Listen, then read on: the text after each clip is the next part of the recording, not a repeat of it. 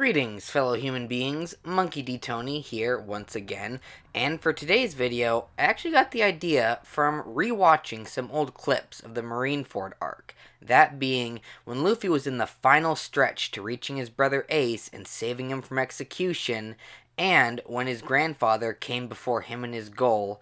How was Luffy, at a time when he was first learning the true dangers of the new world and how completely unprepared he currently was to deal with them, able to not only hurt, but make Monkey D. Garp, the hero of the Navy and rival to the previous King of the Pirates, Gol D Roger, bleed from a single punch?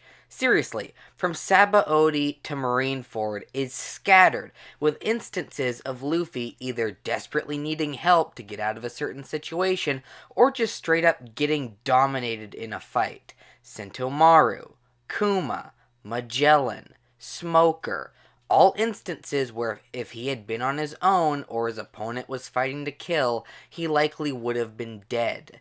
Even with the few instances we've seen of Garp in action, and details regarding his true strength are more than enough to see that his power is really in an entirely separate league from the current generation.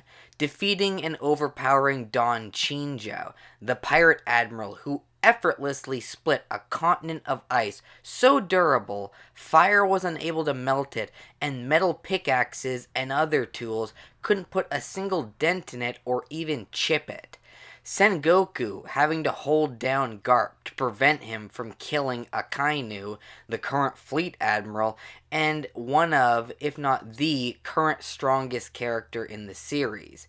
And continually shown and stated to be an equal to his rival Roger, having cornered and almost capturing him on multiple occasions, as well as having to fight one-on-one with the infamous captain. So, how in the hell is Luffy, a pirate who is just starting out into the new world, able to harm someone of this caliber? Well, the real reason is more emotional than physical. Garp, throughout the entirety of Marineford, had been going through emotional hell, being forced to do nothing as he could only stand by and watch his adopted grandson Ace be executed, being a Navy officer in which it was his duty to stop and kill criminals like Ace and Luffy. Sengoku was actively worried during the war as he was scared of the very serious possibility of Garp changing sides and helping the Whitebeard pirates and Impel Down Escape Alliance to save his family. This is why Garp is so hesitant to do really anything during the war, as he himself knows fighting on either side could drastically tip the scales in the other's favor.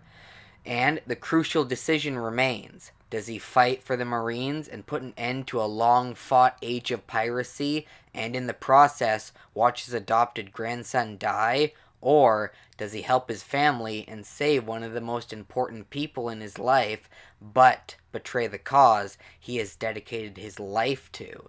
This isn't even the only time we've seen something like this happen, when extreme emotional turmoil can reduce some of the strongest of the verse to extremely weak. Like when Mother Caramel's pitcher was destroyed during Whole Cake Island, and after seeing this, Big Mom, one of the Yonko, who could tank cannon fire without a single scratch, could have bladed weapons shatter on her skin, yet gets hurt from falling on her knees and scraping her leg. And while it never actually happened, it is heavily implied that Beige could have killed Big Mom in that weakened state, had it not been for her conqueror's Haki, or children stepping in continuously to stop his attacks.